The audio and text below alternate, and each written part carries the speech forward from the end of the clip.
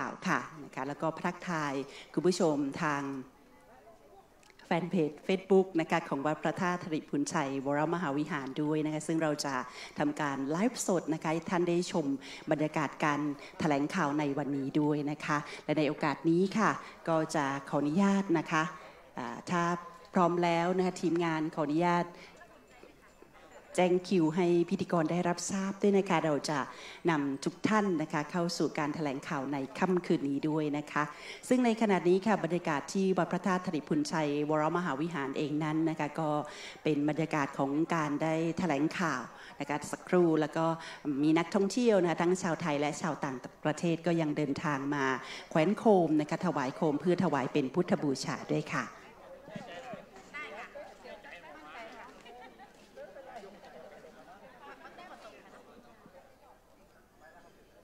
ตั้งแต่วันที่19กันยายนแล้วนะคะณบริเวณวัดพระธาตุธริพุนชัยวรมหาวิหารแห่งนี้นะคะซึ่งก็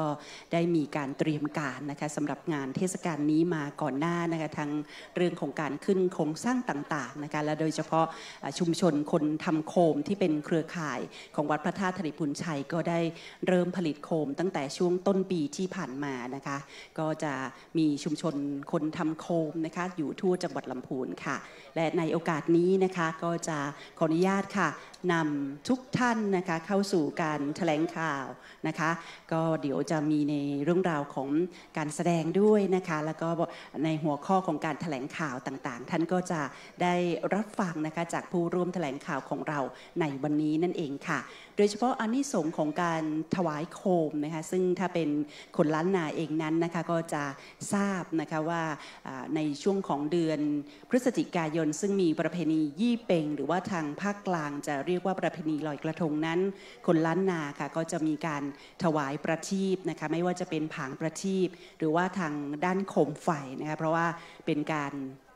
เชื่อสำหรับอานิสงส์ของการถวายโคมนะคะสำหรับพระธาตุธริพุนชัยวรมหาวิหารนะคะเป็นหนึ่งใน8จอมเจดีย์ของประเทศไทยค่ะที่มีอายุมากกว่า 1,000 ปีนะคะในโบราณนานมาได้มีการปรากฏหลักฐานว่าพระราชฉายาเจ้าดารารัศมีในรัชกาลที่5ได้ทรงเสด็จมาถวายประทีปนะคะ1,000 ดวงรอบองค์พระธาตุธริพุนชัยนะคะหลังจากนั้นนะคะทางวัดพระธาตุธริพุนชัยก็ได้มีแนวคิดนะคะซึ่งปกติในช่วงของเดือนยี่เป่งประเพณียี่เป่งก็จะมีการฟังเทศมหาชาติอยู่แล้วนะคะแล้วก็มีการถวายโคมต่างๆนะคะโดยท่านพระเดชพระคุณนะคะท่านพระเทพรัตนนายกเจ้าอาวาสวัดพระธาตุธริพุนชัยเจ้าคณะจังหวัดลำพูนแล้วก็ทางสภาวัฒนธรรมจังหวัดลำพูนนะคะนำโดยอาจารย์พงเทพมณตรงอาจารย์ปารเมศวรรณไสยนะคะก็ได้มีการพูดคุยกันถึงการได้สืบสานเรื่องงานของงานโคมนะคะก็ทำให้เกิดประเพณีโคมแสนดวงที่เมืองลำพูนในปีแรกๆนะคะในช่วงของการจัดงานสักประมาณปีพุทธศักราช 2556 นะคะเราก็เริ่มจัดเล็กๆภายในวัดก่อนนะคะไม่มีเป็นแค่เพียงหลักพันดวงเท่านั้นนะคะและหลังจากนั้นค่ะด้วยแรงศรัทธาที่มีความเชื่อว่าการได้มาถวายโคมแด่องค์พระธาตุเจ้าธริพุนชัยจะทำให้ชีวิตได้สว่างไสวนะคะเหมือนแสงไฟที่ได้ถวายนะคะบูชาด้วยนะคะและในโอกาสนี้ค่ะขออนุญาตนำทุกท่านนะคะที่อยู่ในบริเวณวัดพระธาตุธริพุนชัยวรมหาวิหารแห่งนี้นะคะและคนผู้ชมทางแฟนเพจ Facebook ของวัดพระธาตุธริพุนชัยเข้าสู่งานแถลงข่าวโคมแสนดวงที่เมืองลำพูนประจำปี 2568 นะคะโดยเรามีการแสดงในชุดพิธีเปิดแถลงข่าวในชุดโคมแสนดวงที่เมืองลำพูนจากเฮือนจังฟอนเจ้านางน้อยขอเชิญรับชมเป็นการต้อนรับทุกท่านเข้าสู่การแถลงข่าวค่ะ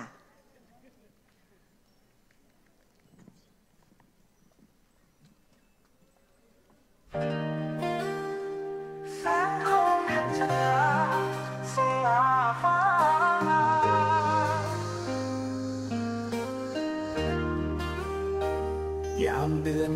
12อยู่ตรงแห่งเมืองล้านนาสืบต่อกันมาแบบเบาโบราณจาก10เป็นร้อยจากร้อยเป็นพันนับวันผ่านเวลาจากพันเป็นหมื่นจากหมื่นเป็นแสน ส่ององค์พระธาตุงดงามสดใสไม่แดนล้านนาดังสวงสวรรค์วิมานบนดินคือของแสนดวงที่เมืองลำพูนจึงขอเชิญชวนชมทั่วถิ่นไทยร่วมสร้างศรัทธาหนึ่งในแสนดวงได้พบผลบุญเห็นแสงแห่งธรรมนำจิตใจงามพบผ่านสิ่งดีเสริมบารมีล้นพาแผ่นดินจะได้พบผ่านความสุขสำราญชั่วนิรันดร์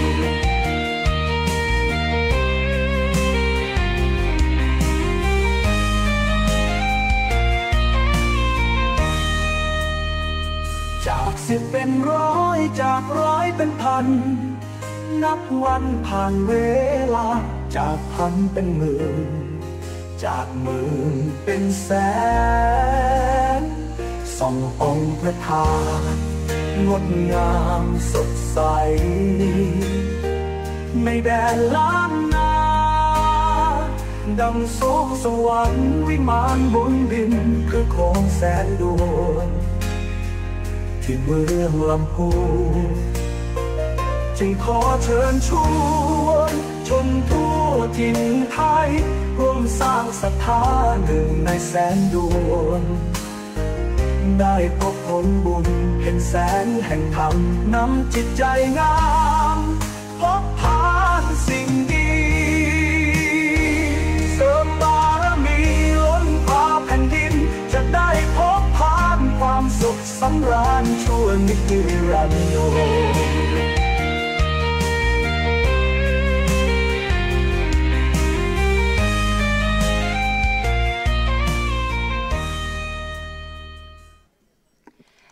ที่จบลงไปนะคะเป็นการแสดงในชุดโคมแสนดวงที่เมืองลำพูนนะคะซึ่งเนื้อเพลงก็บอกความหมายนะคะของเทศกาลโคมแสนดวงที่เมืองลำพูนได้อย่างงดงามนะคะนั่นก็คือจาก10เป็นร้อยจากร้อยเป็นพันนั่นเองค่ะแล้วเรามีเป้าหมายนะคะให้จังหวัดลำพูนโดยเฉพาะทางภาคเหนือนั้นเป็นเมืองแห่งล้านนาเป็นเมืองแห่งโคมด้วยนะคะในโอกาสนี้ค่ะสำหรับการแถลงข่าวนะคะก็จะเริ่มเข้าสู่ช่วงของการแถลงข่าวหลังจากที่เราชมการแสดงในชุดพิธีเปิดนะคะและในโอกาสนี้ดิฉันขออนุญาตได้กราบ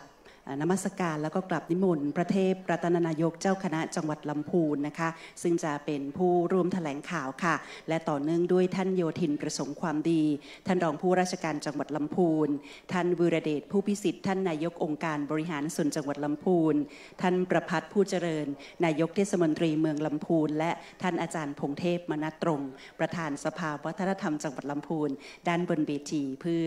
เข้าสู่การแถลงข่าวเทศกาลโคมแสนดวงประจำปี 2568 นะคะขอนมัสการและเรียนเชิญทุกท่านด้านบนเวทีค่ะ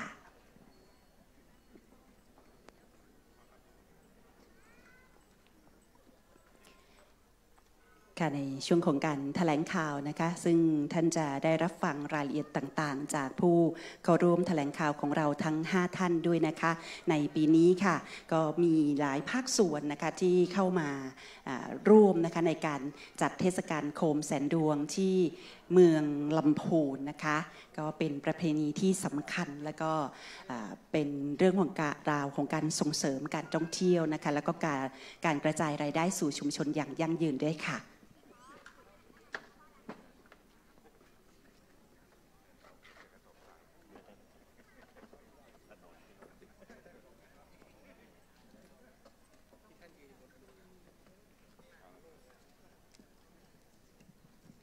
ค่ะสำหรับการแถลงข่าวในวันนี้นะคะดิฉันอมรรัตน์ศรีพฤกษ์ค่ะขออนุญาตรับหน้าที่นะคะเป็นผู้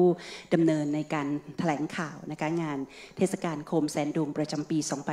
2568 นะคะในลำดับแรกก็จะขออนุญาตได้กราบนิมนต์ท่านพระเทพรัตนนายกนะคะเจ้าคณะจังหวัดลำพูนเจ้าวาดวัดพระธาตุธริพุนชัยค่ะได้มีเมตตาธรรมนะคะได้เล่าในเรื่องของการเริ่มต้นความเป็นมาของเทศกาลโคมแสนดวงที่เมืองลำพูนแล้วก็อานิสงส์ในการถวายโคมและการบูชาโคมค่ะ ค่ะนะคะในส่วนของท่านหัวหน้าส่วนราชการนะคะก็เรียนเชิญนั่งบริเวณด้านหน้านะคะเพื่อที่จะรับฟังนะคะในช่วงของการแถลงข่าวนะคะเรียนเชิญค่ะขอเจริญพรญาติโยมสาธุชนทุกท่านวันนี้ได้มีโอกาสมาร่วมงานแถลงข่าวงานโคมแสนดวงที่เมืองลำพูนความสว่างไสวซึ่งเป็นแสงธรรมชาติซึ่งเราท่านทั้งหลายลืมตามาดูโลกนี้ต่างก็ประทับใจไม่รู้ลืมแต่ว่าแสงสว่างแห่งธรรมะคือความดีงามความกตัญญูกตเวทีต่อผู้มีพระคุณมีบิดามารดาเป็นต้นทำให้แสงสว่างนั้นเกิดกลางใจและจะเป็นแสงสว่างที่วัฒนาสถาพรไม่มีอะไรจะเปลี่ยนแปลงแสงโคมแสงไฟที่บูชาพระบรมธาตุธริพุนชัยซึ่งผ่านการนานนับพันปีสืบทอดเป็นประเพณีที่งดงามบุคคลผู้ใดผู้หนึ่งได้ถวายโคมคือแสงไฟแห่งศรัทธาบูชาพระธาตุเจ้าก็จะมีอายุยืนยาว120 ปีปัจจุบันนี้หริพุนชัยหรือลำพูนเป็นเมืองพระแม่เจ้าจามเทวีสืบลูกหลานมาปัจจุบันนี้มีการประกาศว่าในประเทศไทยสุภาพสตรีที่มีอายุยืนยาวที่สุด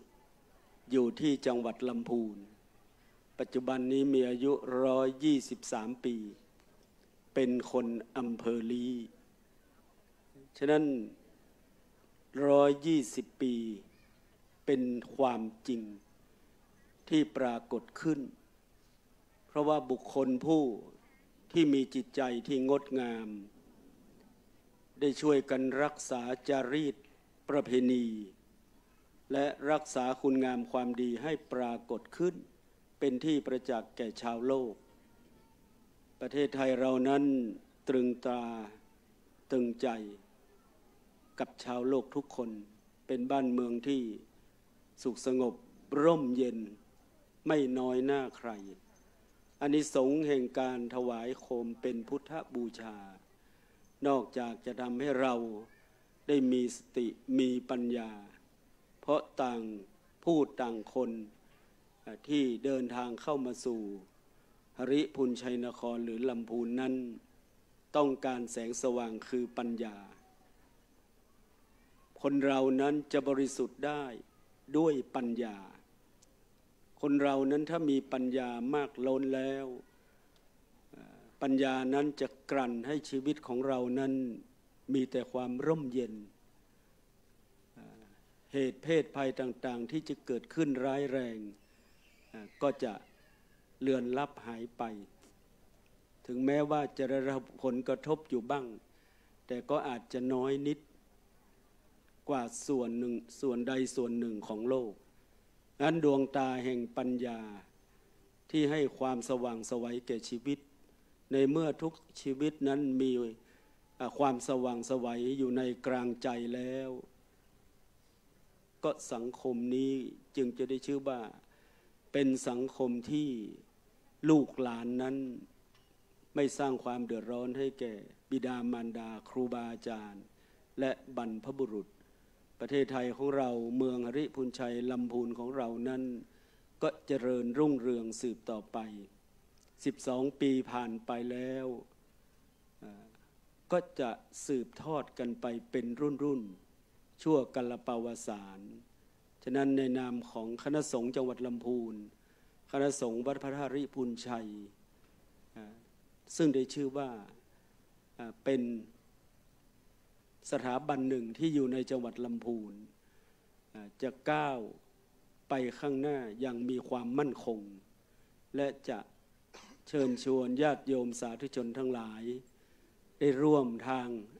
อันเป็นแสงสว่าง ที่มีจุดหมายปลายทางเดียวกันนั่นคือความสุขสงบร่มเย็นแห่งชีวิตอย่างแท้จริงก็ขออนุโมทนาค่ะขอกราบขอบพระคุณในเมตตาธรรมนะคะของพระเทพรัตนายกเจ้าคณะจังหวัดลำพูนนะคะมีเรื่องราวที่ดิฉันได้จดไว้นะคะแล้วเป็นตัวเลขที่มีความหมายนะคะเพราะว่าเป็น12ปีนะคะของการจัดงานเทศกาลโคมแสนดวงแล้วก็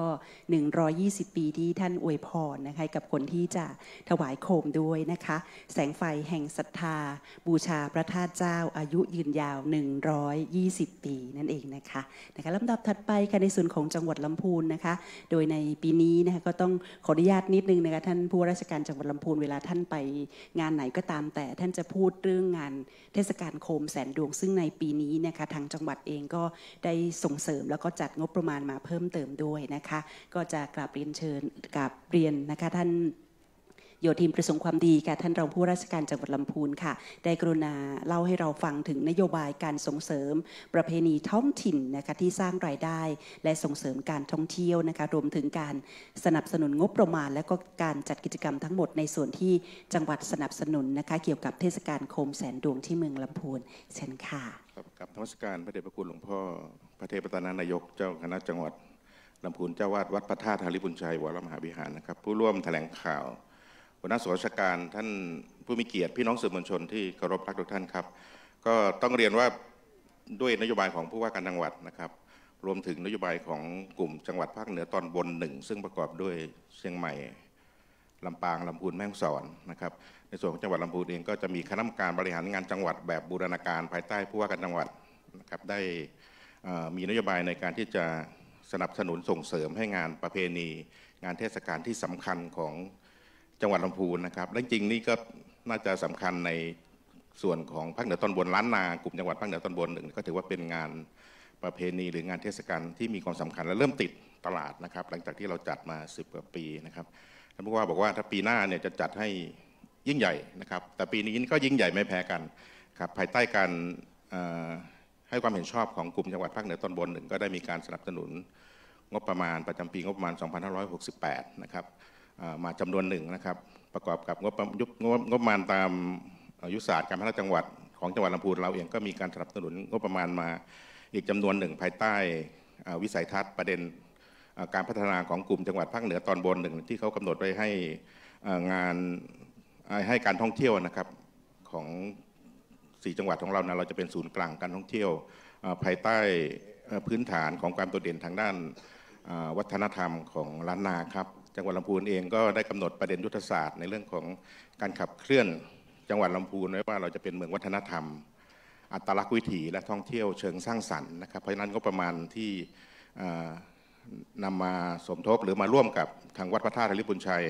องค์การบริหารส่วนจังหวัดเทศบาลเมืองลำพูนสภาวัฒนธรรมหรือส่วนราชการหน่วยงานที่เกี่ยวข้องเนี่ยเราก็จะมีงบประมาณที่จะมาหนุนเสริมนะครับในการทำให้การจัดงานประเพณีหรืองานเทศกาลโคมแสนดวงที่เมืองลำพูนนี้มีความยิ่งใหญ่กว่าทุกปีที่ผ่านมาครับอย่างแรกก็คือเรื่องของขบวนนะครับทุกปีที่ผ่านมานี่อาจจะเราจะไม่เห็นรูปขบวนต่างๆนะปีนี้ได้เตรียมจัดให้มีรูปขบวนในวันเปิดนะครับพิธีเปิดซึ่งเราจะจัดในช่วงเย็นนะครับจะมีขบวนที่มาร่วมถึง11ขบวนนะครับซึ่งขบวนแรกเนี่ยจะเป็นขบวนที่ทางกลุ่มจังหวัดภาคเหนือตอนบน3 จังหวัดนะครับยกเว้นลำพูนเนี่ยก็คือเชียงใหม่แม่ฮ่องสอนลำปางก็จะมาร่วมในการแห่โคมอัตลักษณ์วิถีล้านนาตะวันตกของ3 จังหวัดนะครับหลังจากนั้นก็จะมีขบวนแห่ของเทศบาลเมืองลำพูนนะครับไปในการทำของท่านนายกประภัสผู้เจริญแล้วก็อำเภออีก8 อำเภอนะครับไล่ตั้งแต่อำเภอเมืองถึงทุ่งหัวช้างทั้ง8 อำเภอก็เข้ามามีส่วนร่วมทั้งหมดนะครับสุดท้ายปิดท้ายด้วยขบวนของท่านนายกองค์การบริหารส่วนจังหวัดลำพูนนะครับนายกวีระเดชผู้พิสิทธิ์นะครับจะเป็น11 ขบวนนะครับที่จะอลังการมีพี่น้องจากประชาชนจากทุกอำเภอแล้วก็ในเขตเทศบาลเนี่ยมาร่วมทุกชุมชนเนี่ยมาร่วมกันนะครับทั้งนี้ทั้งนั้นเนี่ยคาดว่าไม่ต่ำกว่า 5,000 คนนะครับที่จะมาร่วมกิจกรรมนี้ก็คงจะเป็นขบวนที่อลังการและแต่ละอำเภอนะครับพี่น้องประชาชนที่อยู่ในพื้นที่อำเภอเนี่ยก็ถือว่าได้มีส่วนร่วมในการถวายโคมหรือแห่โคมแสนดวงในปีนี้ครับทั้งนี้ทั้งนั้นจังหวัดเองภายใต้การนำของท่านผู้ว่าการจังหวัดเนี่ยเราได้ประกาศให้เทศกาลโคมแสนดวง ที่เมืองลำพูนเนี่ยเป็นงานประเพณีของท้องถิ่นของทั้งจังหวัดลำพูนนะครับเพราะนั้นทุกภาคส่วนในพื้นที่จังหวัดลำพูนเนี่ยก็ถือว่าถ้ามาร่วมกิจกรรมนี้ได้ก็ถือว่าทำให้เราได้ยกย่องเชิดชูประเพณีเทศกาลที่สำคัญของจังหวัดลำพูนร่วมกันนะครับกิจกรรมที่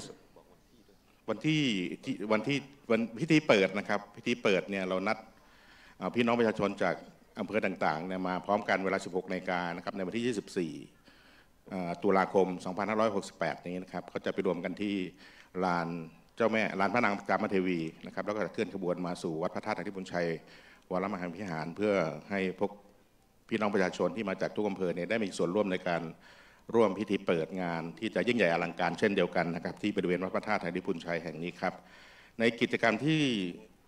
2นะครับก็เป็นพิธีเปิดนะครับพิธีเปิดที่เนี่ยก็หลังจากที่พี่น้องประชาชนที่เดินขบวนแห่มาจากลานพระนางจามเทวีนะครับทั้ง 3-4 พันคนเนี่ยก็จะมีโคมถือมาคนละดวงพร้อมรถแห่ของแต่ละอำเภอนะครับที่ประดับตกแต่งภายใต้อัตลักษณ์ของทุกอำเภอในแต่ละอำเภอแล้วก็จะมารวมกันที่วัดพระธาตุธริพุนชัยแห่งนี้นะครับแล้วก็กระทำพิธีเปิดครับในส่วนการหนุนเสริมนะครับหรือสนับสนุนการจัดงานโคมแสนดวงที่เมืองลำพูนในปีนี้อีกเรื่องหนึ่งก็คือเรื่องของการประดับโคมล้านนานะครับหลายหมื่นดวงนะครับบนถนนหน้าวัดพระธาตุในที่เราเห็นว่าหน้าวัดเนี่ยก็จะมีถนน4 เลนก็จะประดับทั้งหมดนะครับจะเป็นถนนแห่งโคมนะครับจากที่เมื่อก่อนนี้เราก็จะมีบริเวณในวัดพระธาตุธริพุนชัยแล้วก็บริเวณที่เคยเป็นหัวเมืองสะพานท่าสิงห์เดิมนะครับอันนี้ก็จะมีเพิ่มด้วยการประดับตกแต่งโคม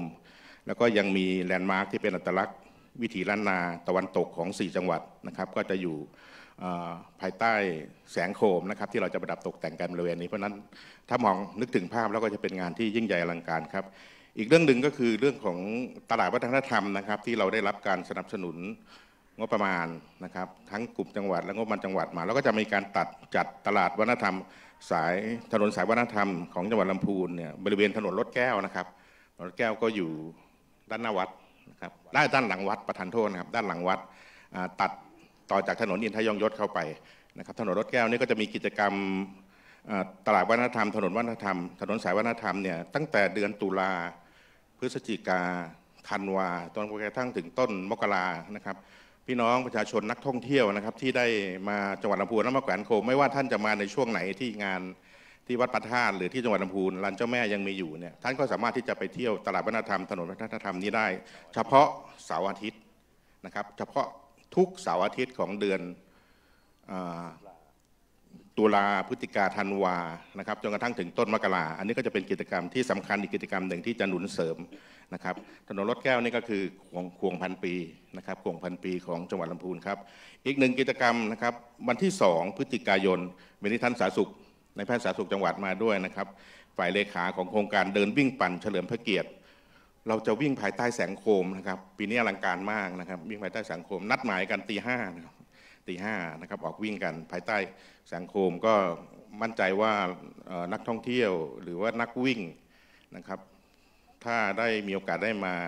ร่วมกิจกรรมนี้ในช่วงเวลานั้นเนี่ยก็จะเห็นภาพที่สวยงามนะครับไม่เคยอาจจะเกิดมายังไม่เคยได้สัมผัสบรรยากาศนะครับการวิ่งการออกกำลังกายเดินวิ่งปั่นภายใต้แสงโคมนะครับที่เมืองลำพูนจุดสตาร์ทอยู่ที่ประตูท่านางนะครับประตูท่านางในวันที่2 พฤศจิกายนนะครับส่วนวันที่3 วันที่4 พฤศจิกายนก็เป็นอีกกิจกรรมหนึ่งที่มีความสำคัญก็คือการท่องเที่ยวเทศกาลดนตรีและศิลปะลานาอาร์ตมิวสิกเฟสติวัลนะครับที่ประตูท่านางนะครับประตูท่านางอันนี้มีการแถลงข่าวไปแล้วนะครับแล้วก็ต่อจากนั้นวันที่5เป็นวันที่วันลอยกระทงนะครับมีการแขวนโคมที่ในอำเภอเมืองลำพูนนะครับแล้วก็หลวงพ่อบอกว่าต่อไปอีก5 วันก็จะไปสิ้นสุดวันที่10นะครับแต่ว่าวันที่6 ถึงวันที่11 พฤศจิกายนเนี่ยก็จะมีกิจกรรมไนท์มาร์เก็ตแอดลำพูนนะครับอันนี้จะเป็นที่ถนนวังซ้ายนะครับถนนวังซ้ายอันนี้ได้รับความกรุณาจากการท่องเที่ยวแห่งประเทศไทยแล้วก็สำนักงานการท่องเที่ยว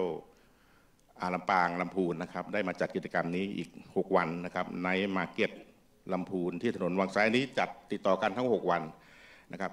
จริงๆผมไม่เอาสคริปต์ขึ้นมานะครับแต่วันนี้จำเป็นนะเยอะมากนะครับงานที่สำคัญทั้งนั้นวันที่28 พฤศจิกายนถึงวันที่7 ธันวา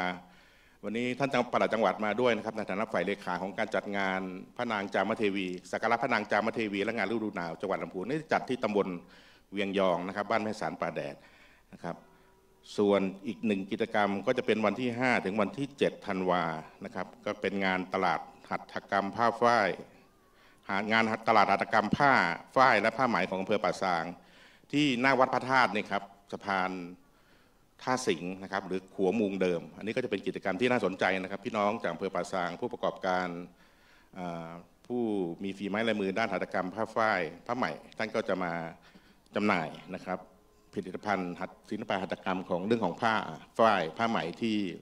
บริเวณสะพานท่าสิงห์หน้าวัดพระธาตุพิบูลชัยครับยังมีอีกนะครับวันที่5ถึงวันที่7จะมีงานของผ้าฝ้ายพูดไปแล้วนะครับไปเดือนธันวานะครับไปเดือนธันวา1งานอันนี้จะเป็นที่ตำบลโนมงก็คืองานสืบสานวัฒนธรรมปิ้งห่างนะครับงานไส้อั่วนะครับของอำเภอเมืองลำพูนจังหวัดลำพูนนะครับเป็นงานที่มีความสำคัญเช่นเดียวกันก็ใกล้ส่งท้ายปีเก่าต้อนรับปีใหม่นะครับทั้งหมดทั้งมวลนี้ที่เป็นกิจกรรมที่ทางกลุ่มจังหวัดภาคเหนือตอนบน1และจังหวัดลำพูนเราก็เห็นว่างานเทศกาลโคมแสนดวงที่เมืองลำพูนเป็นงานที่สำคัญและพี่น้องประชาชนให้ความสนใจเพราะนั้นผู้ว่าราชการจังหวัดลำพูนก็มีนโยบายว่าถ้าเรามีกิจกรรมต่างๆที่มาหนุนเสริมนะครับทำให้งานเรายิ่งใหญ่อลังการเนี่ยก็จะเป็นสิ่งที่ดีมากๆครับก็ขออนุญาตนำเรียนให้กับท่านผู้มีเกียรติพี่น้องสื่อมวลชนได้กรุณาทราบครับค่ะขอบพระคุณแก่ท่านโยธินประสงค์ความดีนะคะท่านรองผู้ราชการจังหวัดลำพูนนะคะเป็นช่วงเวลาที่เราจะได้ต้อนรับนะคะนักท่องเที่ยวไม่ให้ไปไหนเลยนะเพราะมีการจัดงานยาวเลยนะคะสืบเนื่องจากเทศกาลโคมแสนดวงที่เมืองลำพูนนะคะและปีนี้ค่ะก็ถือว่าเราได้รับความร่วมมือนะคะจากจังหวัดที่เป็นกลุ่มจังหวัดนะคะไม่ว่าจะเป็นเชียงใหม่ลำปางแล้วก็แม่ฮ่องสอนนะคะก็จะมาร่วมกับงานเทศกาลโคมแสนดวงของเราด้วยนะคะก็ยิ่งใหญ่นะคะเรื่องราวของงบประมาณที่เพิ่มเติมทำให้โคมแสนดวงนะคะเพิ่มเติมมากขึ้นจากในวัดนะคะไปตามถนนนะคะที่ออกจากหน้าวัดทั้ง2ฝั่งด้วยนะคะปีนี้ก็สวยงามยิ่งใหญ่อลังการแล้วก็งานต่างๆที่จะตามมาอีกเยอะแยะมากมายนะถือว่าเป็นโอกาสทองเป็นไฮซีซั่นนะคะของจังหวัดลำพูนด้านของการท่องเที่ยวและที่สำคัญก็เรื่องของโคมแสนดวงนะคะที่เป็นจุดกำเนิดเริ่มต้นนะคะในการจัดงานต่างๆที่สามารถดึงนักท่องเที่ยวเข้ามายังจังหวัดลำพูนของเราด้วยนะคะในนามของทางองค์การบริหารส่วนจังหวัดลำพูนค่ะก็จะเรียนถามท่านวิรเดชผู้พิสิทธิ์ค่ะท่านนายกองค์การบริหารส่วนจังหวัดลำพูนในเรื่องราวของการสนับสนุนกิจกรรมของอบจ.ลำพูนนะคะการส่งเสริมการท่องเที่ยวของอบจ.ลำพูนในช่วงของเทศกาลโคมแสนดวงที่เมืองลำพูนแล้วก็เกี่ยวเนื่องไปยังเทศกาลลอยกระทงแล้วก็ยี่เป็งของบ้านเราเป็นอย่างไรบ้างคะก็กราบนมัสการนะครับเจ้าคุณสมเด็จพระรัตนนายกนะครับเจ้าวาดวัดพระธาตุแล้วก็เรียนท่านรองผู้ว่านะครับกับท่านนายกเทศบาลนะครับเมืองลำพูนนะครับก็ปีนี้นะครับในส่วนของอบจ.นะครับก็ร่วมสนับสนุนในเรื่องของงบประมาณนะครับเราสนับสนุนงบประมาณเนี่ยเพื่อเมืองลำพูนเนี่ยนะครับตัวเมืองเนี่ยถ้าไม่มีกิจกรรมไม่มีประเพณีไม่มีอะไรที่มีการละเล่นนะครับในเมืองหรือไม่มีกิจกรรมใดๆในเมืองเนี่ยการกระตุ้นเศรษฐกิจก็ไม่เกิดนะครับในส่วนของอบจ.เนี่ยก็สนับสนุนเรื่องงบประมาณแล้วก็ในเรื่องของวันที่พิธีเปิดอย่างที่ท่านรองผู้ว่าเรียนไปเมื่อกี้นะครับปีนี้ก็อยากให้นักท่องเที่ยวเข้ามากันเยอะๆนะครับมารอดูรถแห่ของอบจ.นะครับเซอร์ไพรส์แน่นอนนะครับแล้วก็ในเรื่องของการตกแต่งเมืองนะครับเรื่องโคมตรงแถวสะพานท่าขามนะครับแล้วก็ตรงหัวมุงนะครับรวมทั้งถึงปีนี้อบจ.นะครับก็ได้ยินดีนะครับที่ได้ร่วมสนับสนุนประเพณีวัฒนธรรมงานนี้นะครับเราต้องทำให้เมืองเรานะครับสว่างไสวไปทั้งเมืองครับปีหน้านะครับคงต้องประสานงานกับทางจังหวัดประสานงานกับทางวัดนะครับว่าประเพณีนี้เราจะส่งเสริมให้ใหญ่ขึ้นยังไงอย่างที่ท่านรองผู้ว่านำเรียนเมื่อกี้นะครับว่านโยบายของท่านผู้ว่านะครับท่านอยากจะขยายนะครับจุดเริ่มต้นของประเพณีงานนี้นะครับให้ใหญ่ขึ้นนะครับให้เมืองลำพูนมีเศรษฐกิจที่ดีขึ้นนะครับในส่วนของอบจ.ก็มีแต่เพียงเท่านี้ครับผมครับค่ะนะคะ ได้ยินท่านนายกเฮงและดิฉันอยากให้ถึงวันที่ 24 ตุลาคมเร็วๆนะคะเพราะว่าอยากจะเจอเซอร์ไพรส์นะคะแต่ก็ต้องบอกว่าทางอบจ.จัดใหญ่จัดเต็มด้วยนะคะในเรื่องราวของขบวนแห่ในปีนี้ด้วยนะคะแล้วก็ขอบพระคุณนะคะในส่วนของการสนับสนุนงบประมาณต่างๆแล้วก็ส่งเสริมนะคะในกิจกรรมทุกๆกิจกรรมของวัดพระธาตุธริพุนชัยวรมหาวิหารด้วยนะคะมาถึงอีกหนึ่งหน่วยงานนะคะซึ่งไม่ได้หยุดเลยนะคะตั้งแต่การวางแผนการผลิตโคมแล้วนะคะตั้งแต่ต้นปีเลยทีเดียวแล้วปีนี้นะคะก็ขออนุญาตแซวด้วยความเคารพนะคะท่านเหมือนจะผอมลงนะคะอาจจะมีการบริหารจัดการเกี่ยวกับเรื่องของโคมต่างๆด้วยทีนี้นิดนึงค่ะที่วัดพระธาตุธริพุนชัยเนี่ยเราถวายโคมเป็นพุทธบูชาแด่องค์พระธาตุเจ้าธริพุนชัยแต่ว่าในส่วนของทางเทศบาลเมืองลำพูนเนี่ยจะเป็นการถวายโคมเพื่อสักการะพระนางจามเทวีปฐมกษัตรีของนครธริพุนชัยนะคะในส่วนของท่านประภัสผู้เจริญค่ะท่านนายกเทศมนตรีเมืองลำพูนวันนี้ก็จะพูดคุยนะคะในเรื่องของการสนับสนุนกิจกรรมของทางเทศบาลเมืองลำพูนในช่วงเทศกาลโคมแสนดวงนะคะรวมถึงเทศกาลลอยกระทงแล้วก็ยี่เป่งเป็นจะไดพงเจ้าครับกับนมัสการพระคุณเจ้านะครับแล้วก็ท่านรองผู้ว่าราชการจังหวัดนะครับท่านวัฒนนะครับประธานสภาวัฒนธรรมแล้วก็ท่านนายกองค์การบริหารส่วนจังหวัดนะครับพร้อมกับทางท่านแขกผู้เกียรติทุกท่านก็คงจะต้องไปอินไปกับผมด้วยนะครับง่ายๆนะครับเพราะว่านี่คือแสงแห่งชีวิตสู่แสงแห่งศรัทธานะครับที่เกิดขึ้นช่วงระยะเวลาทางวัดพระธาตุกับเทศบาลเมืองลำพูนนั้นสภาวัฒนธรรมอาจารย์กรุงเทพเราเริ่มกัน12 ปีนะครับที่ทางเจ้าคณะจังหวัดนะครับท่านเจ้าคุณบอกนะครับว่าการใช้เวลา12 ปีเนี่ยเราเก็บสะสมนะครับโดยเฉพาะอย่างยิ่งเรื่องของประสบการณ์เรื่องอะไรต่างๆแต่ในปีนี้นะครับผมว่าเป็นความโชคดีโดยเฉพาะอย่างยิ่งท่านผู้ว่าราชการจังหวัดท่านนายกองค์การบริหารส่วนจังหวัดนะครับแล้วก็ทางวัดพระธาตุทางเทศบาลเองนั้นนะเราได้รับงบประมาณจากจังหวัดผมเองกับทางเจ้าคณะนะครับทางวัดพระธาตุเราเคยมีความคิดนะครับว่าทางจังหวัดน่าจะลงมือมาเต็มที่แต่ปีนี้เราได้เห็นนะครับแล้วก็โดยเฉพาะอย่างยิ่งเทศบาลน่ะเป็นตัวหลักในการที่แต่งเมืองทั้งหมดนะครับแต่วัดพระธาตุเป็นจุดศูนย์กลางของแม่เหล็กที่จะดึงดูดพี่น้องประชาชนแล้วก็ลานเจ้าแม่จามทีวีซึ่ง2 ที่เนี่ยเป็นจุดนะครับที่จะให้พี่น้องประชาชนนะครับได้มาถวายแสงแห่งศรัทธาทุกดวงที่เราเห็นนะครับโดยเฉพาะอย่างยิ่งปีนี้ผมก็ต้องขอโอกาสยาวหน่อยนะครับเดี๋ยวอาจารย์พงเทพคงจะเสริมผมนะครับก็เห็นภาพนะครับว่าตั้งแต่วัดพระธาตุเริ่มวันที่19จากโคมดวงแรกเทศบาลเริ่มวันที่20นะครับที่ลานเจ้าแม่นะครับร่วมกับพี่น้องประชาชนประมาณเกือบ1,000 คนนะครับเราเป็นการฉายภาพให้รู้ว่านี่คือการจุดประกายแสงแห่งชีวิตสู่แสงแห่งศรัทธาที่พี่น้องประชาชนบูชาโคมทุกดวงนะครับเริ่มละเสร็จนะครับบางครั้งพี่น้องประชาชนจะใจร้อนโดยเฉพาะอย่างยิ่งท่านผู้ว่าในใจร้อนหน่อยนะครับถามผมทุกวันว่าอันนี้ขึ้นหรือยังอันไหนขึ้นหรือยังผมก็บอกนะครับว่าท่านผู้ว่าครับโคมเนี่ยมันจะค่อยๆขึ้นค่อยๆแล้วก็มันจะมีภูมิทัศน์การถ่ายรูปแต่ละจุดคนก็จะได้มาทุกอาทิตย์นะครับโดยเฉพาะอย่างยิ่งซึ่งท่านผู้ว่าราชการจังหวัดเองนะครับทางจังหวัดท่านรองโยธินก็บอกนะครับว่าลงงบประมาณนะครับโดยเฉพาะอย่างยิ่งเต็มพื้นที่เทศบาลนะครับอย่างผมเสริมท่านรองโยธินนะครับเพราะว่าท่านผู้ว่าพูดตลอดหน้าวัดพระธาตุนะครับทุกทีเราจะเห็นเฉพาะขวามุงนะครับเสร็จปีนี้2 ปีก 2 ข้างละ100 เมตรนะครับเสร็จเทศบาลก็ต้องเสริมต่อนะครับถึงลานเจ้าแม่ทั้งหมดแล้วก็ทุกคนจะถามเหมือนกันนะอินทยศล่ะอินทยศก็จะเริ่มขึ้นตอนนี้เราเห็นของส่วนของการท่องเที่ยวละนะครับที่ถนนรถแก้วโคมขึ้นละนะครับข้างวัดพระธาตุโคมขึ้นละแผงหลังวัดพระธาตุเริ่มขึ้นละแต่ยังไม่เปิดไฟนะครับ วันนี้เปิดแล้วครับผมยัง เมื่อกี้เดินผ่านนะครับ ซึ่งตัวเนี้ยส่วนของการท่องเที่ยวและส่วนของวัฒนธรรมจังหวัดนะครับก็เริ่มนะครับที่ณวัดพระธาตุในส่วนของเทศบาลเองนั้นนะครับในปีนี้นะครับเราก็จัดที่ให้เป็นจุดแลนด์มาร์คโดยเฉพาะอย่างยิ่งที่ลานเจ้าแม่นะครับที่จะขยายผลส่งมาที่อินทยงยศแล้วก็ไฮไลท์อีกอันอยู่ที่สารกลางเก่านะครับซึ่งจะเป็นโคมนานาชาติซึ่งเราได้รับโคมเกาหลีมาประมาณ120โคมส่งจากเกาหลีมาโดยตรงนะครับแล้วโคมจีนโคมญี่ปุ่นนะครับโคมเวียดนามแล้วก็โคมล้านนานะครับที่จะเนรมิตสารกลางให้เป็นจุดที่เป็นจุดเด่นที่สุดแล้วก็สำคัญที่สุดจะเป็นศูนย์เรียนรู้ให้กับเด็กๆนะครับโดยเฉพาะอย่างยิ่งเสาร์อาทิตย์เนี่ย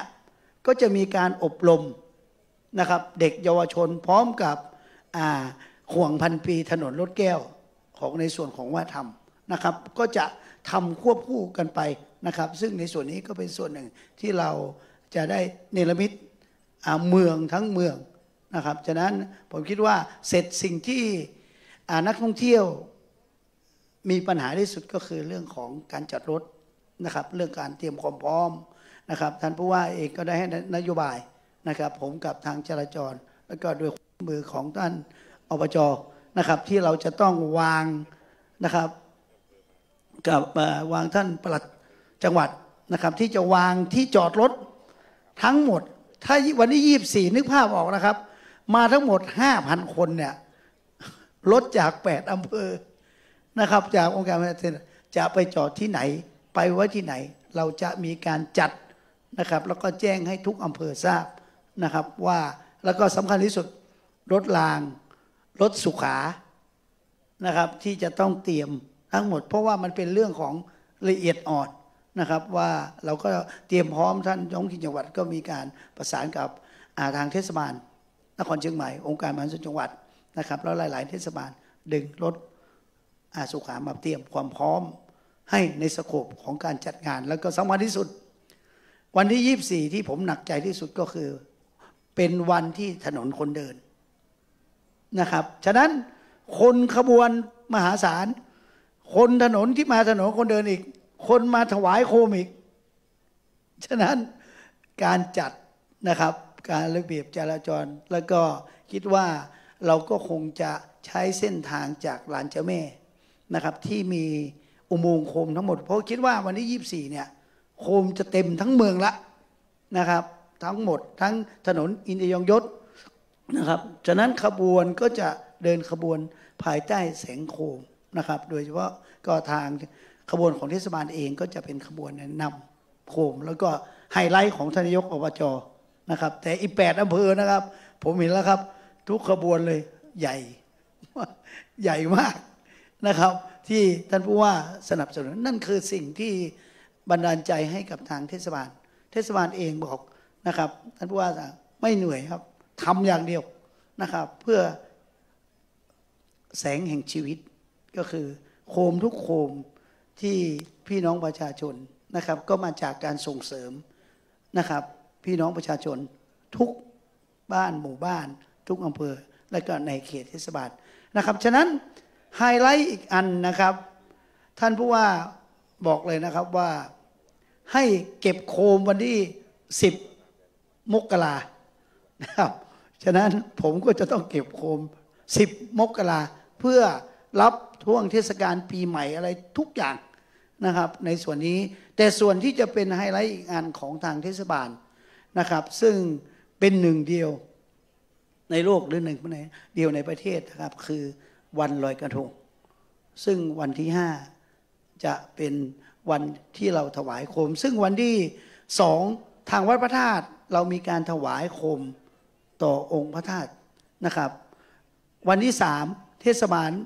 บาลก็จะมีการบูชาให้กับองค์เจ้าแม่ในวันที่3ก็เพื่อว่าโคมทุกโคมนั้นเราก็มีการทำพิธีอย่างเป็นทางการในส่วนของวันที่5ที่ผมเป็นบอกเป็นไฮไลท์ก็คือเราจะมีขบวนโคมควันหนึ่งเดียวนะครับในโลกนะครับประมาณ30 ลูกเวลาตั้งแต่10 โมงถึงเที่ยงที่ ลานสารกลางเก่าฉันจะเห็นนะครับโคมลอยที่ใช้กระดาษว่าวจำนวนเล็กก็คือส่งเสริมเด็กๆ36แผ่นแล้วก็ระดับมัธยม72แผ่นแต่ระดับประชาชนเนี่ยประมาณ500กว่าแผ่นนะครับซึ่งเป็นกระดาษสาบางๆอ่อนๆโดยใช้ควันไฟนะครับลอยเป็นการแข่งกันอันนั้นก็คือจุดไฮไลท์ที่นักท่องเที่ยวจะมาดูนะครับเพื่อโคมแฟนซีครับเป็นโคมแฟนซีทั้งหมดนะครับ20โคมนะครับแล้วก็ส่วนของอีกอันช่วงเย็นก็จะเป็นงานลอยกระทงในปีนี้ทั้งหมด13ขบวนนะครับผมเองต้องขอขอบคุณโดยเฉพาะอย่างยิ่งปีนี้ดีใจนะครับไม่ว่าสถานศึกษาต่างๆนะครับทางส่วนบุญทางจักรคำนะครับแล้วก็ส่วนของทางโรงเรียนอนุบาลหลายๆส่วนนะครับที่ผมไม่ได้เอ่ยนะก็จะมาร่วมขบวนฉะนั้นขบวนที่ยิ่งใหญ่วันที่24แล้วขบวนลอยกระทงในวันที่25ในวันที่5พฤศจิกายนก็จะเป็นความยิ่งใหญ่ฉะนั้นเมืองทั้งเมืองนะครับจะประดับไปด้วยโคมแสงไฟโดยเฉพาะปีนี้แม่น้ำกวงสวยงามนะครับท่านผู้ว่าเอาเรือมาขุดลอกเรียบร้อยทางเทศบาลเองก็เตรียมนะครับกระทงตลอดแนวลำน้ำและก็ในเมืองทั้งหมดนะครับผมก็คิดว่าในส่วนนี้ก็เป็นส่วนหนึ่งของสโคปแต่สิ่งที่สำคัญที่สุดก็คือการจอดรถรางในการนำเที่ยวจุดตอนนี้ท่านจะเห็นนะครับ4ประตูเมืองของเทศบาลเริ่มมีต้นโคมมีสีสันละนะครับแล้วก็แต่ละจุดเราจะเริ่มขึ้นค่อยๆจุดโดยเฉพาะอย่างยิ่งประตูมหาวันนะครับค่อยๆฉะนั้นทุกจุดที่มาเราสามารถเซลฟี่ถ่ายรูป สำหรับสื่อไป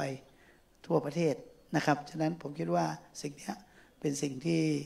ทางเทศบาลเองนะครับแล้วก็ทางภูมิใจนะครับที่นักท่องเที่ยวจากทั่วประเทศผมเองนั้นนะครับก็เมื่อวานไปรับรางวัลการบริหารจัดการที่ดีก็เจอท่านนายกเมืองที่ได้เลยนะครับท่านอบจ.ด้วยว่าจะมาเที่ยวเทศกาลโคมทั้งหมดผมก็ว่าเตรียมรับแขกหรือว่าเตรียมหนีแขก มันจะเต็มไม่หมด แต่ก็ต้องรับแขกดีกว่าครับเพราะว่าเม็ดเกินทุกอย่างในการสร้างเศรษฐกิจนะครับครับก็ขอฝากไว้นะครับในส่วนของสโคปงานซึ่งบางครั้งบางอันก็จะตกหล่นบ้างแต่เราก็จะสร้างในส่วนของการจัดระเบียบหน้าวัดพระธาตุนะครับตอนนี้ท่านก็จะเห็นอีกรูปแบบละคิดว่าประมาณอาทิตย์หน้านะครับซึ่งทางวัดพระธาตุก็ขอทางเทศบาลกับจราจรจัดระเบียบให้เป็นแหล่งเดินแหล่งกินแหล่งถวายโคมให้กับพี่น้องประชาชนครับผมค่ะนะคะแสงแห่งชีวิตแสงแห่งศรัทธานะคะแล้วก็ขอบพระคุณแก่ท่านประภัทรผู้เจริญค่ะท่านนายกเทศมนตรีเมืองลำพูนนะคะในการเตรียมงานนะคะสำหรับปีนี้นะคะจะไปอยู่ตั้งใดเดี๋ยวนี้เต็มแอดไปทุกย่อมยานเลยแต่ว่าความเต็มนั่นนะเจ้าก็คือมาด้วยเม็ดเงินเนาะในเรื่องของการท่องเที่ยวต่อยนะเจ้ามาถึงอาจารย์พงษ์เทพมณัฐตรงนะเจ้าประธานสภาวัฒนธรรมจังหวัดลำพูนนะเจ้าสำหรับในส่วนของกิจกรรมนะคะแล้วก็ภาพรวมของงานการจัดงานที่จะเชื่อมโยงนะคะไปยังตำบลเบียงยองแล้วก็การส่งเสริมการกระจายรายได้ให้กับคนในชุมชนค่ะครับกับนมัสการพระเดชพระคุณท่านเจ้าคุณพระเทพรัตนนายกที่เคารพอย่างสูงกับเรียนท่านรองผู้ว่าการจังหวัดลำพูนนะครับท่านนายกองค์การบริหารส่วนจังหวัดท่านนายกเทศมนตรีเมืองแล้วก็เรียนหัวหน้าส่วนราชการนะครับท่านผู้เกียรติทุกท่านที่มาร่วมฟังการแถลงข่าววันนี้นะครับผมในฐานะที่เป็นหุ้นส่วนสำคัญส่วนหนึ่งนะครับในการช่วยกับทางวัดพระธาตุริมชัยได้จัดเทศกาลโคมแสนดวงมาตั้งแต่แรกนะครับจนถึงปีนี้เป็นปีที่13นะเนาะ25เป็นปีที่13นะครับ13ปีมานี้เนี่ยเราก็พยายามพัฒนามาตลอดพอมาถึงปีนี้เนี่ยพอ ท่านผู้ว่าราชการจังหวัดท่านวิวัฒน์อินไทยวงศ์ท่านขานรับอย่างเต็มที่เนี่ยนะครับก็ทำให้ทางสภาวัฒนธรรมทางวัดพระธาตุแล้วก็ส่วนที่เกี่ยวข้องเนี่ยก็เราก็ต้องในเมื่อทางราชการนะทางจังหวัดได้ให้การสนับสนุนก็ต้องจัดได้เต็มที่เหมือนกันนะฮะเพราะฉะนั้นเราเลยเริ่มปฐมฤกษ์แขวนโคมตั้งแต่19กันยายน2568ซึ่งปกติเนี่ยวันปฐมฤกษ์แขวนโคมเนี่ยเราจะไม่มีนะไม่ได้จัดวันปฐมฤกษ์แต่ปีนี้เนี่ย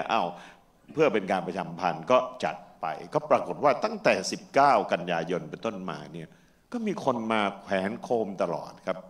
เยอะด้วยนะครับงดงามเนี่ยตั้งแต่19ถึงบัดนี้เนี่ยก็เวลา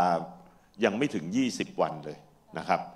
ก็มีคนมาแขวนโคมกันเป็นหมื่นและนะครับเพราะฉะนั้นผมอยากจะเรียนให้กับ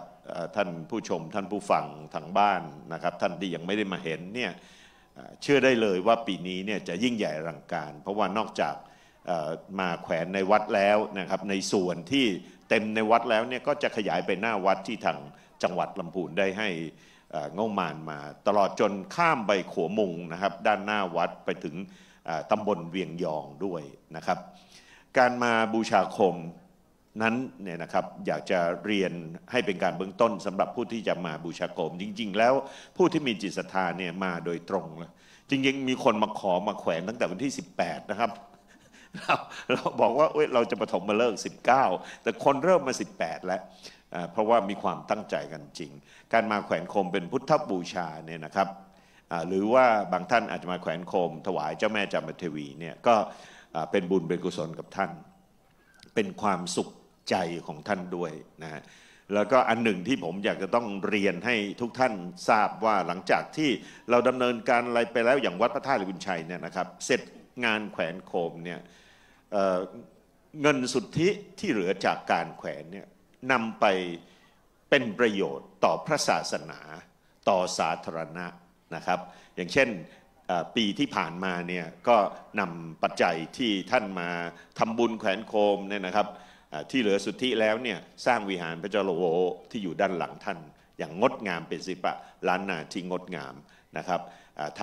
ำหอพักให้กับนิสิตมหาวิทยาลัยจุฬามหาจุฬาลงกรณราชวิทยาลัยวิทยาลัยสงขลาลำพูนนะครับไปสร้างที่พักสำหรับสำนักปฏิบัติธรรมแม่ชีรัชตะธรรมสถานอย่างนี้เป็นต้นนะครับแล้วปีนี้เนี่ยนะครับท่านมาแขวนโคมแล้วท่านได้บุญจากการแขวนโคมท่านมีความสุขใจแล้วปัจจัยที่เหลือสุทธิจากการแขวนโคมเนี่ยก็จะต้องมาสร้างวิหารพระพุทธไสยญาติด้านหน้าวัดพระธาตุหริพุนชัยซึ่งชำรุดทรุดโทรมไปแล้วนะครับเพราะนั้นที่ผมอยากเรียนให้ท่านทราบก็คือว่าการมาแขวนโคมนั้นไม่ใช่ได้บุญได้ความอิ่มใจเฉพาะในช่วงเทศกาลเท่านั้นนะครับแต่หลังจากนั้นเนี่ยปัจจัยที่ท่านมาร่วมทำบุญเนี่ยจะเป็นประโยชน์ทั้งต่อพระศาสนาและต่อสังคมอันนี้ประการหนึ่งประการสำคัญอีกการหนึ่งก็คือโคมทุกดวงที่ทางวัดนะครับหรือทางเทศบาลจัดให้ท่านมาแขวนเนี่ยเป็นโคมที่พี่น้องประชาชนในจังหวัดลำพูนในชุมชนเทศบาลผลิตขึ้นนั่นแปลว่าท่านได้ช่วยสนับสนุนให้คนในจังหวัดลำพูนนะพี่น้องประชาชนมีอาชีพมีรายได้นะครับอาจจะเป็นผู้สูงอายุนะครับผู้ที่ยังไม่มีงานทำแม่บ้านอยู่บ้านช่วยกันทำอันนี้เราก็ถือว่าท่านก็ได้บุญอีกส่วนหนึ่งนะครับได้ช่วยให้คนเนี่ยมีรายได้มีกำลังใจได้มีงานทำเป็นประโยชน์ต่อคนที่ต้องการที่จะดำรงชีวิตด้วยความสุขนะครับอันนี้ผมเรียนให้ท่านได้เห็นว่ามันเกิดประโยชน์อย่างนี้นะครับไม่เท่าแต่นั้นเนี่ยถ้าท่านมาเองนะครับหรือทุกวันที่ท่านมาหรือช่วงใดที่นักท่องเที่ยวมาเยอะเนี่ยนะครับก็แน่นอนที่สุดนะครับก็ทำให้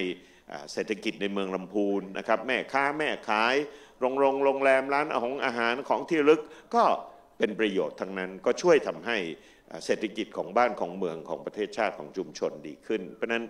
ตรงนี้ผมนำเรียนทุกท่านเพื่อให้ทุกท่านได้เห็นว่าการที่ท่านได้มาร่วมงานครั้งนี้เนี่ยไม่ใช่เป็นประโยชน์เฉพาะ จิตใจเฉพาะตัวท่านแต่เป็นประโยชน์ต่อสังคมประเทศชาติพี่น้องประชาชนโดยทั่วไปด้วยอันนี้ประการหนึ่งนะครับก็อยากจะเรียนไว้เป็นการเบื้องต้นทีนี้ในส่วนของงานสำคัญเนี่ยนะครับหลังจากที่แขวนตั้งแต่วันที่19กันยายนเรื่อยมานะครับวันที่24ตุลาคมในช่วงเย็นตั้งแต่ 16 นาฬิกาเป็นต้นไปเนี่ยทางจังหวัดก็จะมีขบวนเปิดงานเปิดเมืองกันยิ่งใหญ่อลังการนะครับหลังจากนั้นเนี่ยก็วันที่2พฤศจิกายนนะครับ2พฤศจิกายน2568เวลา 19 นาฬิกาเหมือนกันทางวัดพระธาตุริพุนชัยก็จะจัดการถวายโคมครับโคมที่ท่านมาแขวนทั้งหมดเนี่ยล้วนแต่มีเจ้าของที่เป็นถ้าภาษาเหนือเราเรียกว่าเป็นเจ้าศรัทธาเนาะผู้มีศรัทธาได้บริจาคปัจจัยซื้อโคมเขียนชื่อท่านอธิษฐานเนี่ยเราจะต้องทำพิธีถวายโคมให้ท่านด้วยนะครับให้เป็นไปตามเจตนาปารภของท่านนะครับเราจะจัดพิธีถวายโคมเพราะฉะนั้นก่อนที่จะทำพิธีถวายโคมแด่องค์พระบรมธาตุริพุนชัยเป็นพุทธบูชานั้นเนี่ยก็จะมีขบวนแห่โคมล้านนาซึ่งทางวัดพระธาตุริพุนชัยทางสภาวัฒนธรรมจังหวัดนะครับรวมทั้งได้รับความร่วมมือจากองค์การบริหารส่วนจังหวัดลำพูนเนี่ยปีนี้เราก็จะมีขบวนแห่โคมล้านนามีการประกวดด้วยนะครับโดยให้หัววัดต่างๆโรงเรียนสถานศึกษานะครับได้ทำโคมล้านนาขนาดใหญ่นะครับเข้ามาแห่กันแล้วก็เข้ามาในบริเวณลานวัดพระธาตุริพุนชัยและก็มีการถวายโคมเป็นพุทธบูชาในวันที่2พฤศจิกายนเวลา 19 นาฬิกานะครับอันนี้ก็ขอเรียนเชิญท่านด้วยแล้วส่วนวันที่3นั้นก็ทางเทศบาลก็ทำพิธีถวายโคมเพื่ออุทิศถวายแด่เจ้าแม่จามเทวีวันที่3นะครับส่วนวันที่5พฤศจิกายนซึ่งเป็นวันลอยกระทงนะครับก็เป็นประเพณีที่ทางวัดพระธาตุริพุนชัยได้จัดเป็นประจำทุกปีก็คือว่าจะมีการฟังเทศน์มหาชาติในพระวิหารหลวงตั้งแต่ตี 5เป็นต้นไปนู่นกว่าจะเสร็จก็ 3-4 ทุ่มนะครับเวสสันดรชาดก13กันนะครับก็เป็นงานบุญใหญ่อีกอันหนึ่งที่อยากจะเรียนเชิญท่านมาร่วมฟังเทศน์นะครับงานโคมแสนดวงเนี่ยนะครับปฐมเหตุเนี่ยเกิดมาจากการฟังเทศน์มหาชาตินะครับเทศมหาชาติในปีพุทธชยันตี 2555 จากการเมื่อก่อนปีนั้นเนี่ยเราย้ายการเทศมหาชาติมาเทศบริเวณนี้หน้าวิหารพระเจ้าระโบเนี่ยก็เลยให้บูชาโคมเพื่อบูชาเทศมหาชาติก็กลายเป็นโคมแสนดวงมาจนถึงปัจจุบันนี้อันนี้เรียนให้ทราบเพราะนั้นอันนี้เป็นกิจกรรมนะครับที่จะเกิดขึ้นในช่วงเทศกาลโคมแสนดวงที่เมืองลำพูนแล้วโคมเนี่ยไม่ใช่มีเฉพาะขนาดเล็กนะครับมีขนาดใหญ่มีหลายขนาดนะครับหลายราคาอันนี้ก็แล้วแต่จิตเจตนาศรัทธาท่านก็มาบูชากันได้ทางวัดก็จะจัดอำนวยความสะดวกให้ท่านได้บูชาทีนี้ในส่วนที่ผมได้กล่าวไปแล้วว่าในวัดเนี่ยเรามีโคมแขวนได้ประมาณ 60,000 กว่าดวงเนี่ยส่วนที่เหลือจากนั้นเนี่ยก็จะไปแขวนบูชาพระธาตุริพุนชัยด้านหน้าวัดตลอดจนบนขัวมุงไปถึงเขตเทศบาลตำบลเวียงยองซึ่งในฝากนู้นเนี่ยนะครับฝั่งเทศบาลตำบลเวียงยองก็มีกิจกรรมอีกเทศบาลตำบลเวียงยองก็ขานรับกับงานโคมก็จัดนะครับแขวนโคมงดงามแล้วก็มีตลาดกาดติ้วนะฮะกาดติ้วนี่แปลว่าติ้วเนี่ยภาษาเหนือก็แปลว่าหิ้วเนาะไปตลาดแล้วก็หิ้วของกลับอย่างเงี้ยนะครับก็เชิญชวนนะครับมาเที่ยวงานของเทศบาลตำบลเวียงยองซึ่งเวียงยองเนี่ยนะครับเป็นชาติพันธุ์ชาวยองมีความสามารถในเรื่องของการทอผ้าและโดยเฉพาะยิ่งผ้าไหมยกดอกของจังหวัดลำพูนซึ่งเป็น GI ด้วยนะครับแล้วก็งดงามที่สุดเนี่ยก็เตรียมไว้รอรับท่านแล้วก็ตลอดจนสินค้าพื้นถิ่นนะครับผ้าฝ้ายผ้าทอแล้วก็อื่นใดอีกเยอะแยะนะครับหลายอันที่จะให้ท่านได้มาเยี่ยมชมมาถ่ายภาพแชะแล้วแชร์มาชิมอาหารของคนลำพูนนะครับมาซื้อของที่ระลึกนะครับสินค้าโอท็อปอะไรต่างๆนะครับในโซนของเทศบาลตำบลเวียงยองก็มีไว้รองรับท่านเช่นกันนะครับแล้วก็ส่วนหนึ่งที่ผมอยากจะเรียนก็คือว่าต่อไปทางเทศบาลตำบลเวียงยองเนี่ยก็จะมีพื้นที่ของโรงเรียนเวียงยองเดิมตอนนี้โรงเรียนเวียงยองเนี่ยเขา ยุบไปแล้วไม่ได้มีการจัดการเรียนการสอนทางวัดพระธาตุบุญชัยก็ขอใช้บริเวณนั้นจากสำนักงานพระพุทธศาสนาจังหวัดลำพูนนะครับเพราะฉะนั้นเวลาถ้าท่านจะมาแขวนโคมเนี่ยหาที่จอดรถลำบากไปโรงเรียนเวียงยองเลยนะครับซึ่งไม่ไกลจากวัดพระธาตุประมาณไม่เกิน500เมตรประมาณ500เมตรโดยประมาณนะครับฟรีนะครับไม่มีเก็บเงินนะฮะท่านก็เดินจากที่จอดรถของท่านผ่านตลาดกาดหิ้วอะไรต่ออะไรมานะครับดูภายใต้แสงโคมมาโดยตลอดมาถึงวัดพระธาตุบุญชัยนี้เป็นต้นนะครับก็จะได้บรรยากาศที่งดงามนะครับเดินผ่อนคลายอารมณ์ไป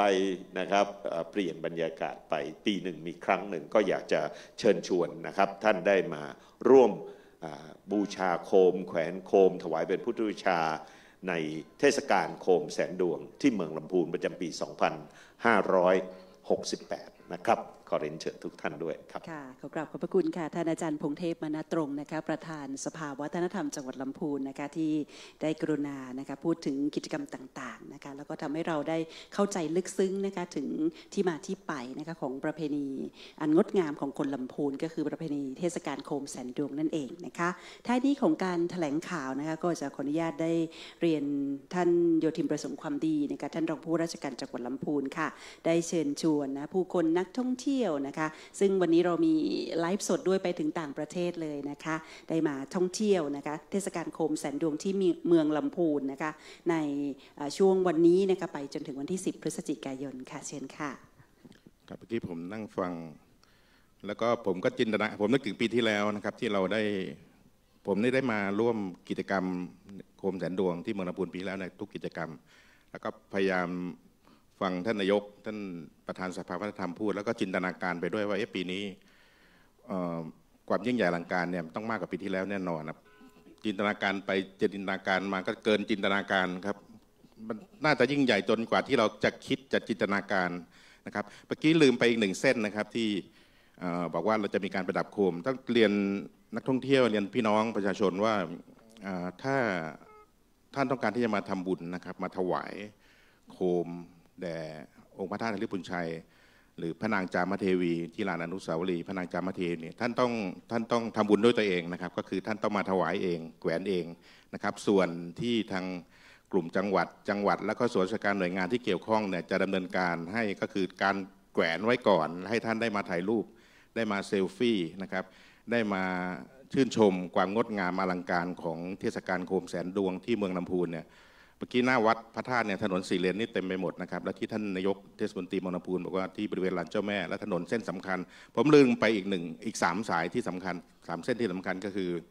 ถนนอัฏฐารสนะครับอัฏฐารสอินทยงยศและก็รถแก้วนะครับทั้งอัฏฐารสอินทยงยศและรถแก้วเนี่ยก็จะเป็นอีก3 ถนนสายสำคัญของจังหวัดลำพูนที่อยู่ในเมืองลำพูนนะครับแล้วก็จะประดับประดาด้วยโคมนะครับที่งดงามตระการตาเป็นอย่างยิ่งครับก็ต้องเรียนพี่น้องท่านผู้มีเกียรติสื่อมวลชนได้ช่วยกันนะครับประชาสัมพันธ์ให้นักท่องเที่ยวท่านที่ยังไม่เคยมาลำพูนหรือเคยมาแล้วในเทศกาลหรือกิจกรรมต่างๆถ้าปีนี้ได้มีโอกาสได้เดินทางมาที่จังหวัดลำพูนในช่วงที่เราจัดงานเทศกาลโคมแสนดวงที่เมืองลำพูนเนี่ยก็สามารถที่จะมาร่วมกันในการทำบุญถวายโคมแด่องค์พระธาตุนฤปุญชัยแด่พระนางจามเทวีและมาชื่นชมบรรยากาศในกิจกรรมต่างๆ10 กว่ากิจกรรมที่ผมได้นำเรียนให้ทราบในช่วงแล้วเนี่ยนะครับวันนี้เราได้มีการประชุมไปแล้วนะครับคณะกรรมการที่เกี่ยวข้องแล้วก็จะมีการปรึกษาหารือกันในเรื่องของการดูแลรักษาความปลอดภัยให้กับนักท่องเที่ยวการจัดระเบียบการจราจรนี่ก็จะมีการประชุมนะครับเพื่อที่จะดำเนินการจัดระเบียบให้กับพี่น้องประชาชนนะครับได้มีความสะดวกมีความสบายมีความปลอดภัยในการที่จะเดินทางมาท่องเที่ยวที่จังหวัดลำพูนครับแล้วก็ต้องเรียนพี่น้องประชาชนนักท่องเที่ยวนะครับที่ได้ยินได้ฟังได้ชมนะครับการแถลงข่าวในวันนี้ก็ต้องเรียนว่าตอนนี้จังหวัดลำพูนมีครบทุกอย่างนะครับโรงแรมที่พักนะครับอาหารการกินที่ไม่แพงนะครับค่าครองชีพถูกมากนะครับและท่านไม่ต้องเตรียมอะไรมาเลยท่านเตรียมแต่เงินนะครับเตรียมแต่เงินมาใช้จ่ายนะครับเพื่อกระตุ้นเศรษฐกิจให้พี่น้องประชาชนชาวจังหวัดลำพูนไม่ว่าเรื่องการถวายโคมการพักที่จังหวัดลำพูนนะครับ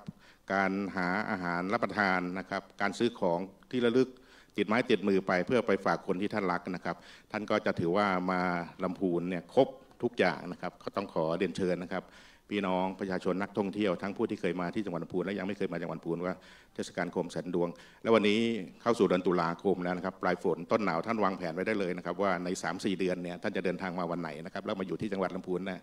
กี่วันนะอยู่ยาวๆได้ยิ่งดีนะครับต้องขอบพระคุณทุกท่านครับสวัสดีครับค่ะในท้ายของการแถลงข่าวนะคะต้องกราบขอบพระคุณนะคะผู้ร่วมแถลงข่าวอีกครั้งหนึ่งนะคะในเมตตาธรรมของพระเทพรัตนนายกเจ้าคณะจังหวัดลำพูนค่ะท่านโยธินประสงค์ความดีท่านรองผู้ราชการจังหวัดลำพูนนะคะท่านวิรเดชผู้พิสิทธิ์ท่านนายกองค์การบริหารส่วนจังหวัดลำพูนท่านประภัสผู้เจริญนายกเทศมนตรีเมืองลำพูนและอาจารย์พงเทพมณตรงประธานสภาวัฒนธรรมจังหวัดลำพูนขออนุญาตปรบมือนะคะกับผู้ร่วมแถลงข่าวนะคะในงานเทศกาลโคมแสนดวงประจำปี 2568 ค่ะอยู่ตรงแห่งเมืองล้านนาสืบต่อกันมาแบบเบาโบราณจาก10เป็นร้อยจากร้อยเป็นพันนับวันผ่านเวลาจากพันเป็นหมื่นจากหมื่นเป็นแสนส่ององค์พระธาตุงดงามสดใสในแดนล้านนาดังสวงสวรรค์วิมานบนดินคือโคมแสนดวงที่เมืองลำพูนจึงขอเชิญชวนชนทั่วถิ่นไทยร่วมสร้างศรัทธาหนึ่งในแสนดวง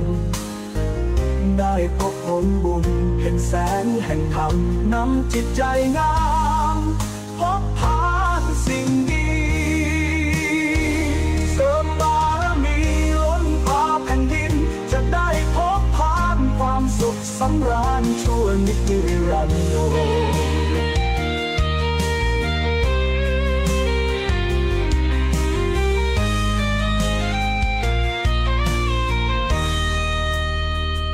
จาก10เป็นร้อยจากร้อยเป็นพัน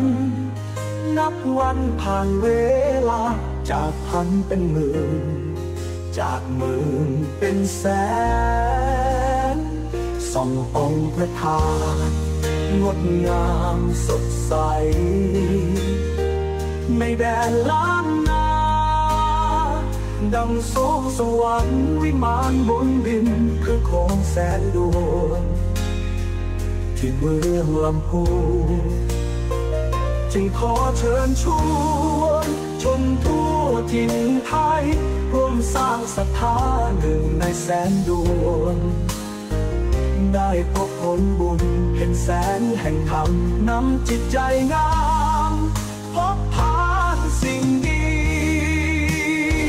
เสริมบารมีล้นฟ้าแผ่นดินจะได้พบผ่านความสุขสำราญชั่วนิ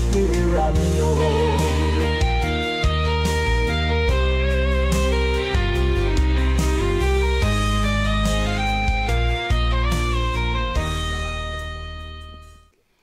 และในโอกาสนี้นะคะก็จะขออนุญาตได้บันทึกภาพร่วมกันนะคะทั้งกับผู้ร่วมแถลงข่าวผู้ร่วมแถลงข่าวอยู่ด้านบนเวทีนะคะเรียนเชิญท่านหัวหน้าส่วนราชการทุกท่านนะคะที่ได้ร่วม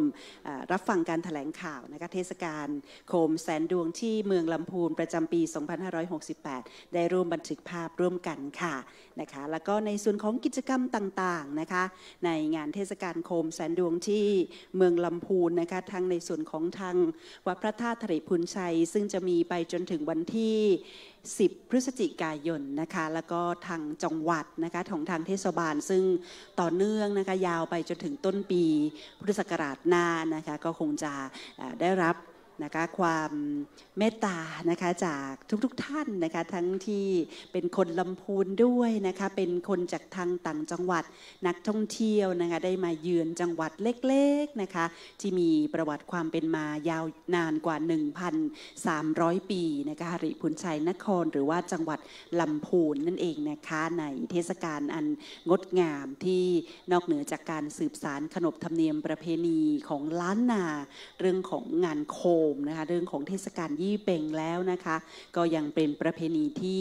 สามารถก่อให้เกิดรายได้จากการท่องเที่ยวและกระจายรายได้สู่ชุมชนนะคะคนทำโคมที่เป็นเครือข่ายทั่วทั้งจังหวัดลำพูนนะคะก่อให้เกิดรายได้อย่างยั่งยืนกันด้วยนะคะก็ขอบพระคุณนะคะท่านสื่อมวลชนทุกท่านด้วยนะคะที่มาร่วมนะคะในส่วนของการถ่ายทอดนะคะเรื่องราวดีๆสำหรับงานแถลงข่าวในวันนี้นะคะขอบพระคุณท่านหัวหน้าส่วนราชการทุกท่านนะคะที่มาร่วมงานแถลงข่าวเทศกาลโคมแสนดวงที่เมืองลำพูนนะคะในทุกๆวันตั้งแต่19นะคะกันยายนเป็นต้นไปเป็นต้นมาแล้วนะคะจะไปจนถึงวันที่10พฤศจิกายนนะคะนักท่องเที่ยวนะสามารถมาแขวนโคมเพื่อถวายเป็นพุทธบูชาแด่องค์พระธาตุเจ้าหริพูนชัยได้ทุกวันนะคะไม่เว้นวันหยุดราชการรวมถึงที่ลานอนุสาวรีย์นะคะของพระนางจามเทวีซึ่งอันนี้ก็จะดูแลรับผิดชอบนะคะโดยทางเทศบาลเมืองลำพูนและกิจกรรมต่างๆของทางจังหวัดนะคะที่ปีนี้ประสานทางกลุ่มจังหวัดภาคเหนือตอนบนนะคะซึ่งมีจังหวัดลำพูนรวมอยู่ด้วยนั่นก็มีเชียงใหม่ลำปางและก็แม่ฮ่องสอนนะคะก็จะมาร่วมงานโคมของเราอย่างในมิติต่างๆในการจัดงานนะถือว่าเป็นช่วงเวลานะที่หลายๆท่านจะได้เดินทางมาท่องเที่ยวที่จังหวัดลำพูนในช่วงของเทศกาลโคมแสนดวงที่เมืองลำพูนนั่นเองนะคะท้ายในการแถลงข่าวในวันนี้นะคะก็อาจจะได้ชมบรรยากาศนะคะในช่วงท้ายนะคะของการแถลงข่าวนะคะและหวังว่าท่านที่ได้ชมอยู่ทางบ้านนะคะก็คงจะได้กดไลค์กดแชร์นะคะในไลฟ์สดนี้นะคะไปยังแฟนเพจ Facebook ของท่านเพื่อช่วยในการประชาสัมพันธ์และส่วนหนึ่งถือว่าท่านได้ช่วยสืบสานนะคะประเพณีและก็การส่งเสริมพระพุทธศาสนาด้วยนะคะและท้ายในส่วนของการแถลงข่าวในวันนี้ค่ะดิฉันอมรรัตน์ศรีพฤกษ์นะคะผู้ดำเนินรายการแถลงข่าวคงจะต้องจากลาคุณผู้ชมไปก่อนและพบกันใหม่ในโอกาสหน้านะคะก็อย่าลืมนะคะงานเทศกาลโคมแสนดวงที่เมืองลำพูนที่วัดพระธาตุธริพูนชัยวรมหาวิหารอำเภอเมืองจังหวัดลำพูนนะคะจนถึงวันที่10พฤศจิกายนส่วนของทางเทศบาลและก็ทางจังหวัดนะคะก็จะมีต่อเนื่องไปจนถึงต้นเดือนมกราคมในปีพุทธศักราช 2569 นะคะและสำหรับวันนี้ดิฉันขออนุญาตจากลาคุณผู้ชมไปก่อนพบกันใหม่ในโอกาสหน้าสำหรับวันนี้สวัสดีเจ้า